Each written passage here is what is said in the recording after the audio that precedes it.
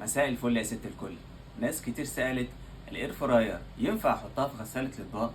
ينفع اغسلها في غسالة الاطباق؟ طبعا ينفع تغسلها في غسالة الاطباق.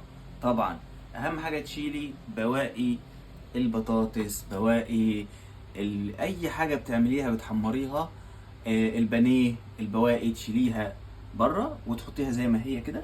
تمام كده، بزيتها ودهونها عادي. تمام، هنقلبها كده اهي. شوفي هنا يا ست الكل فايدة السنون اللي بتطلع لفوق وتحت. انت هنا بتتنيها الاتنين لتحت عشان تعرفي تنيمي عليها الاير فراير بالشكل ده. تمام كده. وطبعا هي من جوه تيفال، يعني على برنامج 30 دقيقة عشان الحرارة ما تاكلش فيها، لان على المدى الطويل جدا بتنقر. تمام. وهتقولي الدهون ليه ما بتطلعش منها؟ لان انت ست الكل بتقعدي تعملي تقلي فيها ودهون فوق دهون. فين لما تفتكري تغسليها؟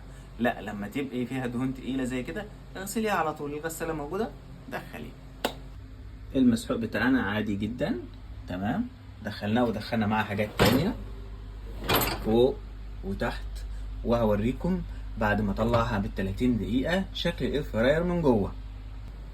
هنا هنجيب البرنامج ال30 دقيقة وندي اوكي. 100 كده. خلصت الدورة. بسم الله. اوبا، نشوف بقى مع بعض. ما شاء الله ما شاء الله، زي الفل زي العسل. ما شاء الله. شوف التانية.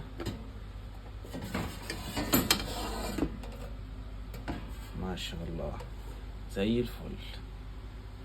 الاير فراير، الاير فراير يا جماعه بتطلع بتلمع لانج، ولا دهون ولا اي حاجه.